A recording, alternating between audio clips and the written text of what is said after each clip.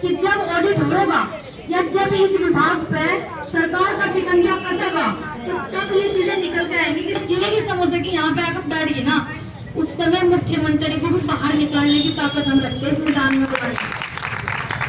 अगर हम यहाँ बैठ के बात कह रहे हैं ना, हम किसी से नहीं बात करते, ना जिला अधिकारी से बात करते, ना किसी नेता मंत्री से बात करते, सिर्फ मुख्यमंत्री से ही बात करेंगे। तो मैं आपको ये गारंटी दे रही कि वो मुख्यमंत्री जैसा उन्होंने महिला सशक्तिकरण के बारे में बात करते हैं मंचों पर, और इतना हमने देख भी लिया कि सरकार सजग है, ऐसी बात नहीं है, तो वो यहाँ तक आएंगे। और आने को नहीं दे रहा हमारी एकता और प्रशासन,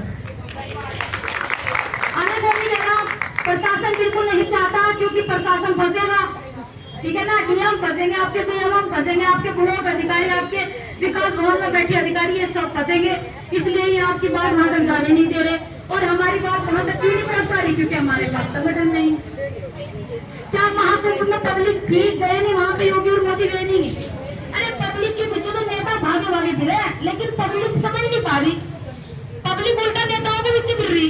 लेकिन आप लोग जिस दिन ये समझ गए कि हमने उन्हें वहां ताकत देकर हमने उन्हें बिठाया है और हम उन्हें बुलाने की हिम्मत रखते हैं।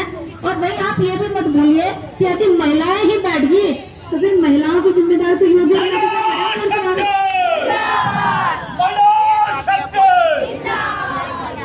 क्योंकि शासन में प्रशासन में इस देश में भाई नेता को सबसे प्यारी है अपनी कुर्सी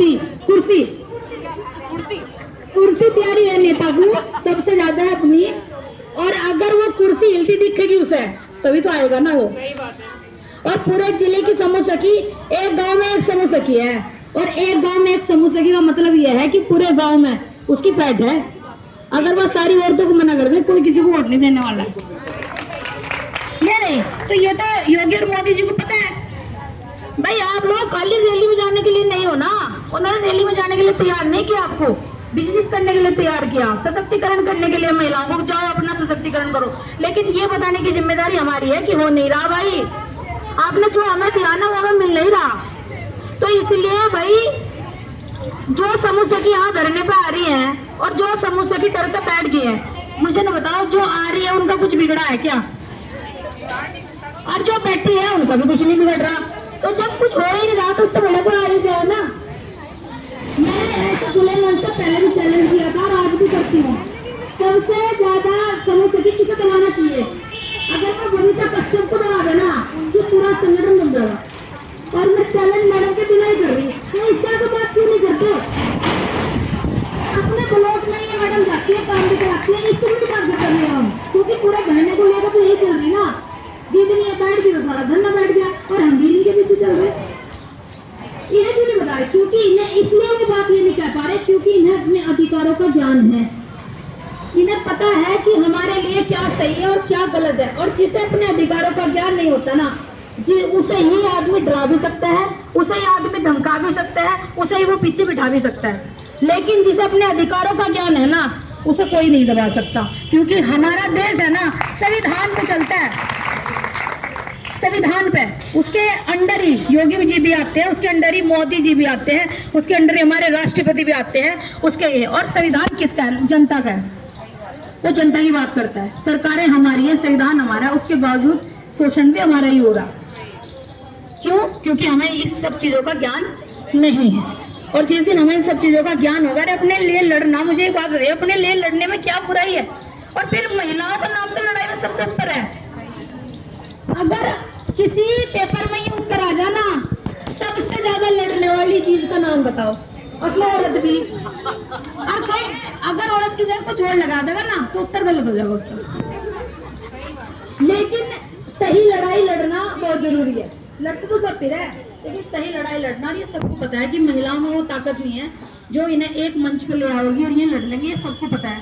लेकिन हमें इसी ताकत को पहचानने से गलत साबित करना है, अपनी शक्ति को पहचानना है, एक मंच पे आना है, अपनी एकता का संगठन बनाना है, और तब जाके आप लोगों का ये मानदेय होगा।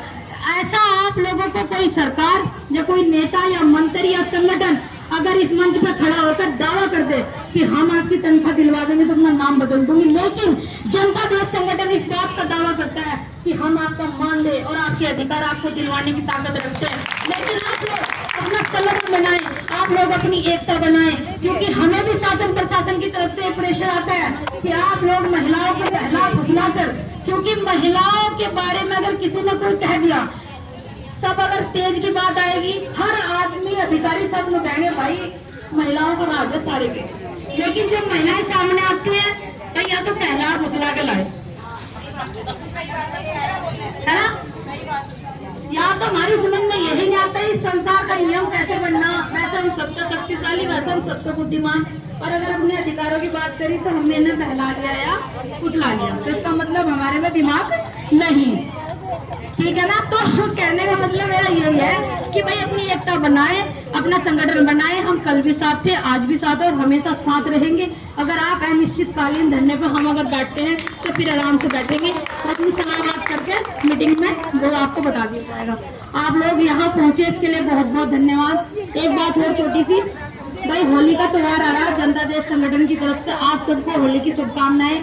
आप रंग खेले, किसी से हिंसा ना करे, हुड़दंग ना मचाए, ठीक है, खतरनाक रंगों से दूर रहे और आराम से, भाई देखो महिलाओं का काम ज्यादा रहेगा, चूल्हे चौके का भी रहेगा, राशन बनेगा खाओ, तो इसलिए आप पानी इनसे सब दूर रहे और एहतियात बरत कर अपना काम करें। बाकी होली आपका